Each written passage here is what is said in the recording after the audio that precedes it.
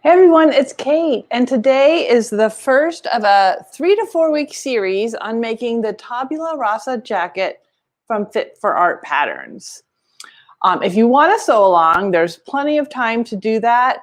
You can buy the pattern this week, either in the shop or online. I won't start sewing until next week. There's also a little bonus. I'm going to be showing you how to do a high round back adjustment today, which is a great adjustment for almost all of us need it, especially those of us who are 6 feet tall and sew all the time. This month's theme is It's a Colorful Life, and the giveaway is this book, The Quilter's Field Guide to Color by Rachel Hauser, and a fat quarter bundle. The question of the month is, what colors do you gravitate toward, and why do you think you like them so much? All you need to do is answer that question in the comments, and we will enter you to win the giveaway.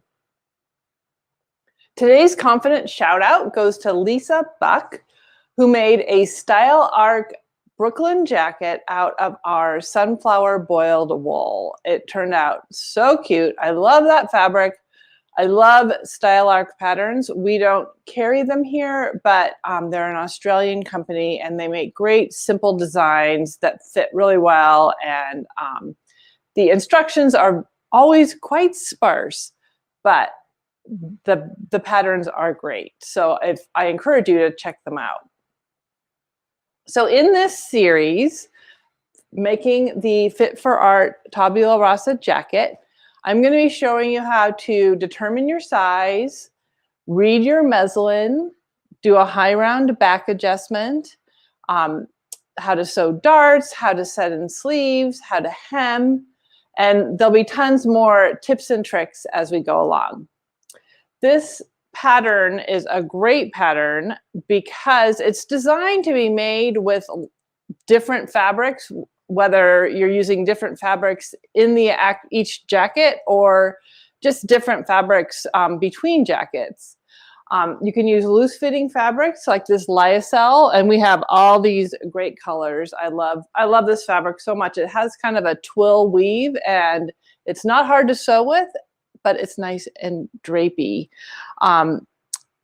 In the next few weeks, I'll be making another one out of these two fabrics, which are two new wovens from Juicy Juice. And I think because they're so bright, they're great for the It's a Colorful Life month. The pattern also has a huge size range from extra small to 3XL. And they include different pattern pieces for different body types. So there's an AB cup front and a CD cup front, a straight side and a flared side.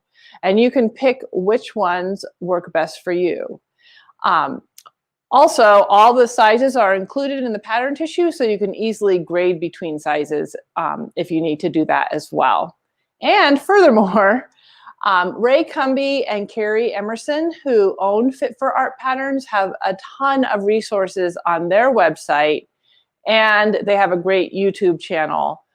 Today, I'm only going to show you one alteration because it's the only one that I need to make this fit, but they have videos on making lots of different alterations, and they also have a great PDF document with common alterations. And I will have links to both their YouTube page and their alteration PDF in the YouTube description of this video.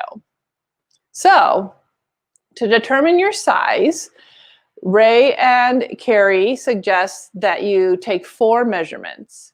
What they call the chest, and I call the high bust, which is your above your bust, then your full bust, your waist, which is the smallest part of your torso, and then your hips.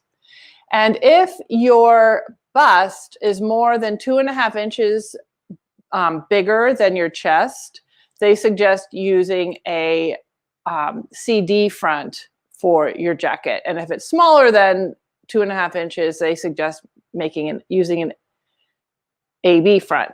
Mine was about 2¼ inches, my difference. So I made muslins of both the AB and the CD, and I'll show you how they turned out. They also, if your waist is more than 10 inches smaller than your hips, you should use the flared side instead of the straight side. My waist is 5 inches smaller than my hips, so clearly I'm going to use the straight side for my jacket. They also strongly suggest making a muslin. And they include on the pattern pieces balance lines. So they've got horizontal balance lines and vertical balance lines. And they suggest marking the balance lines on your muslin with a highly visible marking tool. I, of course, did not pay attention to that and thought it would be super efficient if I used a tracing paper and a tracing wheel, and my lines turned out not to be quite dark enough, so I didn't notice at first that I needed a high round back adjustment, and I only noticed after I made this version because I could see the back hem kind of curving up. But I have since drawn in my horizontal balance line with a Sharpie, and Rachel and I will show you how to tell if you need to do a high round back adjustment. So I'm going to show you, so as I said, I made the CD and the AB. I used the CD for this version because it has these little double darts that I thought were really cute. So I just wanted to see how it fit. So this is the CD version.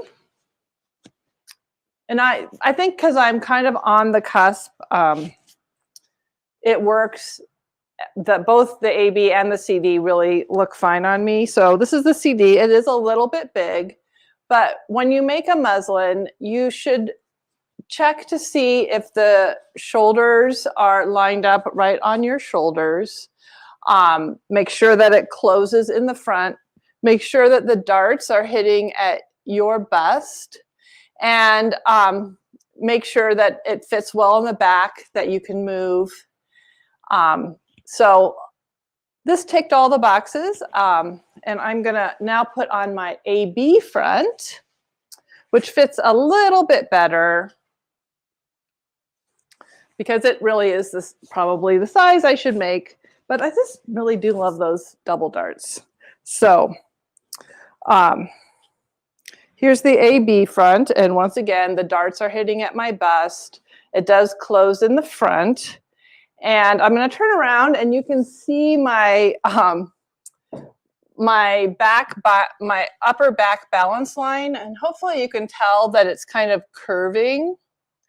And I'm going to have Rachel come and do what, she did this for me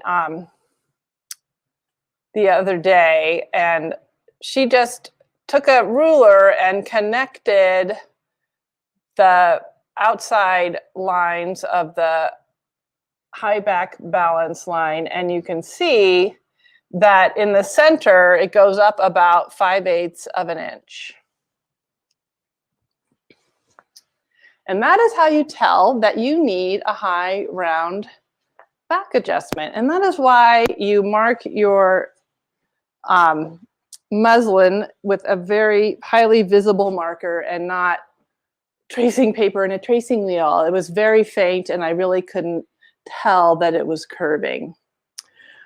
All right, so I think I am ready to show you how to do a high round back adjustment. It's very common to need to do this, especially if you sew, because not only do we spend our lives at work on computers, but then when we have fun, we're at a sewing machine and leaning over that, and it tends to create a roundedness in our high back. So I am pinning the I'm going to actually move this down a little bit. So I'm going to pin my pattern tissue. This is the back piece. And I'm pinning it to a cardboard grid. I've kind of covered up the grid because you wouldn't be able to see all the changes I'm making. But so this is the method from the Fit for Real People book from Palmer Pletch. I've taken a lot of classes with them. And it's nice to use the grid to make sure that everything is lined up straight. But you're going to want, this is a traced, obviously, a traced pattern piece. You can do it directly on the original pattern piece as well. And this is the upper back balance line. And I've marked the seam allowance. I've marked the seam allowance on the whole pattern piece, but you need to definitely have it just right where the upper back balance line is. So what you need to do is cut the tissue right on the balance line. I'm going to move some of these pins. They are constricting me. So I'm going to cut along the balance line right up to, but not through the seam allowance. This pattern has a 5/8 inch seam allowance. And I'm going to make a little hinge coming the other direction. So now I can move the pattern tissue. So I measured that I had a 5/8 inch. I needed a 5/8 inch high round back adjustment. So this is the center back, and I want to spread it 5/8 of an inch. And there we go. And then I'm going to pin the tissue to the board, make sure everything is nice and flat. And I'm going to slip some perfect pattern paper. This is from Palmer Pletch, and it is a tissue weight. It's the same weight as most pattern tissues, and it has a grid, and it's great for alterations because of the grid. It's a triple check to make sure that everything is hunky-dory and straight, nice and straight. So I'm just going to slip this in and then pin my tissue down again. Hopefully everything is straight. In real life, I would be more careful, and now I'm going to tape it in place. I use 1/2 inch tape instead of traditional 3/4 inch tape because then my patterns get less gummed up. Another hint from Palmer Pletch. So I have created more room for my upper back in the center, and I'm gonna kind of cut off this extra tissue. But now my grain line is no longer straight, and my center back line is no longer straight. So I'm just going to redraw the grain line from the grain line below. And I'll just cross this one off and write grain line next to it. And then I'm going to tape a little extra perfect pattern paper up here at the high center back so that I can straighten it out. So I just want to take my ruler and line it up with the center back lower down, and then redraw a new center back line. And of course, oh, there, I moved my other Sharpies to the floor, and it would be better to use a different color. So I'm gonna grab my pink one, and so I'm gonna use my design ruler to extend the neckline curve a little bit farther. So now I have a straight center back again, but now my neckline is a little bit too long. So this is going to be kind of pulling away from my body, and it's also not going to fit the collar anymore. So we need to get rid of this new extra in the neckline, and I'm going to measure it. It's 3/8 of an inch. So I'm going to add a dart to the neckline, a 3/8 of an inch, a dart that's 3/8 of an inch at the neckline and is 2 inches long. And I'm going to make the dart before the neckline really starts curving. And I'm going to draw a 2-inch line from the neckline toward the grain line. Why 2 inches? Because you'll. Oh, yes. Why 2 inches? First, because Ray Cumby, the designer of this pattern, says 2 inches. And number two, you'll see when I finish drawing it, it looks like a good dart. I'll show a good dart. I'll show you. If for some reason you if you had to add a whole 3/4 inches or something, you might want to make a slightly longer dart. I'm not. But when you just need to add 3/8 of an inch, you'll let me show you real quick. So I drew the first line approximately 3/16 of an inch from the first line. And of course, it wasn't exact. Mine's going to end up being slightly longer than 2 inches.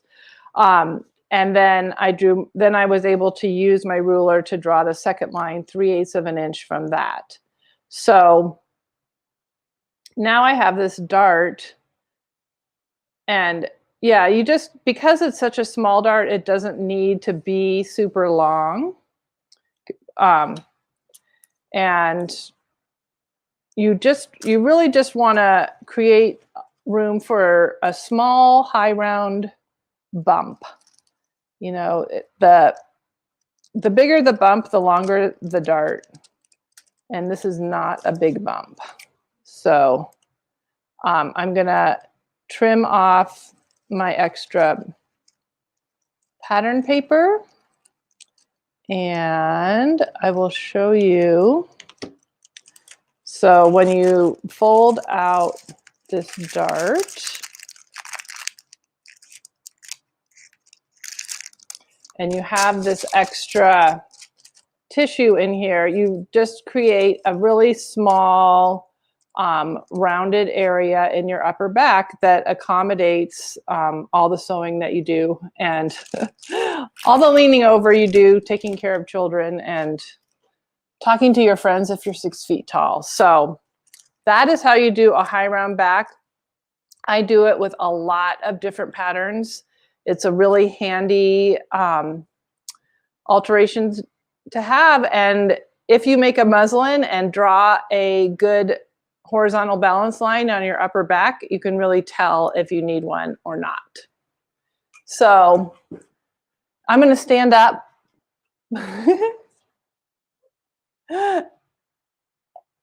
Are there any other questions? So I'll be back on Wednesday, the 24th, with Vita Anderson, one of our wonderful customers. She's going to show us how to make Easter bunny bags that you can put Easter treats in. They are also great bags for just any gifts you want to give. I love the idea of a reusable wrapping solution with the extra fabrics in your stash. So she's going to be here showing us how to do that. And then I will be back next Saturday, which is March 27th. And we're going to start, I'm going to talk about cutting out your Fit for Art jacket. And we're going to start sewing. I'm going to talk about darts and setting in sleeves. So I hope to see you on Wednesday, which is noon Mountain Time, and next Saturday at 9:30 a.m. Mountain Time. And we'll continue our journey with the Fit for Art jacket. Thanks for watching. Bye for now.